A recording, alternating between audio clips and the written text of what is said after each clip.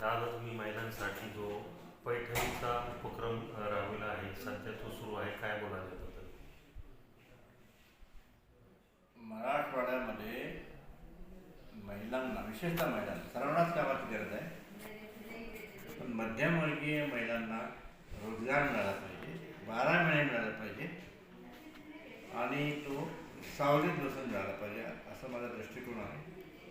आणि त्या दृष्टिकोनातून आपण शूर आणि वैजापूर या ठिकाणी पैठणी साडी तयार करणे म्हणजे ट्रेनिंग, आणि ज्या महिला ट्रेनिंग घेऊन बाहेर पडतील त्यांनी स्वतःचा उद्योग करणे, पैठणी साडी तयार करणे, विकणे, या दृष्टिकोनातून आपण हा उपक्रम सुरू केला आहे. सध्या शूरला 2 केंद्रावर ट्रेनिंग चालू आहे. एका केंद्रावर ट्रेनिंग झालं, प्रोडक्शन चालू आहे. वैजापूरला एका केंद्रावर ट्रेनिंग चालू आहे. आणि हिरालपूर, दानेफळ, कोरडगाव या भागामध्ये जवळ 200 हातमाग आहेत. तर ते 200 हातमाग आहेत. काहीचे हातमाग जुने झाले आहेत, त्यांना मार्केटिंग करता येत नाही, त्यांना कच्चा माल योग्य मिळत नाही. आणि त्या सर्वांना एकत्र आणून त्यांना योग्य प्रकारे कच्चा माल मिळावा, मार्केटिंगसाठी त्यांना पैसे मिळावे, प्रोडक्शनसाठी, म्हणून आम्ही सर्व प्रकारचा प्रयत्न करत आहोत. दादा, महिलांचं प्रशिक्षण झाल्यानंतर त्या जेव्हा शिकतील त्याच्यानंतर पुढं त्यांच्यासाठी काही शासकीय योजना आहेत का, जेणेकरून त्या आपला व्यवसाय उभा करतील? आहेत. काय झालं की आपल्याकडे या विषयाविषयी एवढं अज्ञान आहे, कोणाच काही माहिती नाही. तर ज्यांचं ट्रेनिंग झालेलं आहे किंवा ट्रेनिंग झालं नसेल तरीसुद्धा काही महिन्यांनी स्वतःहून ट्रेनिंग घेतलेलं आहे काम करून, तर अशा महिलांना भारत सरकारतर्फे पहिचान कार्ड मिळतं, म्हणजे आयडेंटिटी कार्ड. ते भारत सरकारचे अधिकारी मुंबईला येतात आणि ते पुरुष किंवा महिला जे असतील त्यांना त्यांची तपासणी करतात, त्यांना काम येतं किंवा नाही ते, आणि जे योग्य असतील त्यांना पहिचान कार्ड, आयडेंटिटी कार्ड मिळतं. हे आयडेंटिटी कार्ड मिळाल्यानंतर ते जे कारागीर आहेत त्यांना 30,000 रुपयाची जी काही पैठणी तयार केल्याची मशीन आहे, हँडलूम हातमाग, 30,000 रुपयाचे हातमाग त्यांना फक्त 3,000 रुपये मिळतो. 27,000 रुपये गव्हर्नमेंट ऑफ इंडिया, केंद्र सरकार त्यांना देते, त्यांना दूध सप्लाय करते. हे झालं हातमाग मशीन सप्लाय करण्यासाठी, हातमाग थोडक्यात. याशिवाय त्यांना घरकुलला 1,50,000 मिळतात, छोटं घरकुल, ते वर्कशेड म्हणतात. आता एक किमती थोड्या लहान आहेत, म्हणजे जुड्या झाल्या आहेत, तर वाढवायला पाहिजे. वाढवेल गव्हर्नमेंट ऑफ इंडिया, पुढच्या वर्षी वाढवेल, 26 प्रयत्न.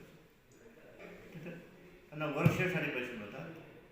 शिवाय सोलर सिस्टम, जे प्रकाशावर चालणारं विद्युत तयार करणारं मशीन आहे, ते त्यांना मिळतं लाईटिंगसाठी घरामध्ये.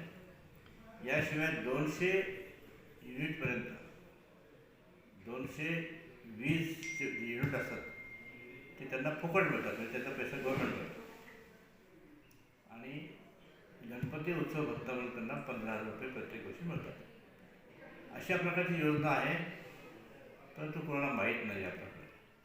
आम्हाला माहीत नव्हतं, आम्ही ते समजून घेतलं आणि अशा प्रकारच्या सवलती आपण आपल्या भागात महिलांना देणार आहोत. आता आम्ही 100 प्रकरणं पाठवले मुंबईला. भारत सरकारचं मुंबईला ऑफिस आहे, पश्चिम विभाग, भारत सरकार टेक्स्टाईल मिनिस्ट्री, पश्चिम विभाग, यांचं संचालकाचं ऑफिस मुंबईला चेन्नई रोडला आहे. तर त्यांच्या मार्फत या सगळ्या वस्तू मिळतात. तर आम्ही 100 पहिचान कार्ड ज्यांच्याकडे आहे अशा कारागिरांचे, हातमाग कारागिरांचे ॲड्रेस, माहिती सगळी मुंबईच्या ऑफिसला पाठवली. आता त्यांना हातमागवरती 10% पैसे भरून वर्कशेड मिळेल आणि बाकीच्या सवलती मिळतील. तर असा हा आपला प्रयत्न चालू आहे. आणि ज्यांना सुद्धा सरकारतर्फे मिळणार नाही, उशीर होत असेल, ज्या आपल्याला ट्रेंड महिला किंवा पुरुष आहेत त्यांना आम्ही बँकेतर्फे कर्ज मिळवून देऊ. एका मशीनची किंमत, एका हातमागाची किंमत 30,000 ते 40,000 रुपये होते साधारणतः. तर बाकी वीज कनेक्शन, आमकं दमकं सगळं म्हणून समजा 50,000 देऊ आपण. 50,000मध्ये एका मशीनसाठी त्यांना आपण कर्ज मंजूर करू, बँकेतर्फे देऊ आपण. मी सगळ्यांना देतो, मी प्रयत्न केले, बँका देते, बऱ्याचशा बँकेशी बोललो होतो, बँका देईल.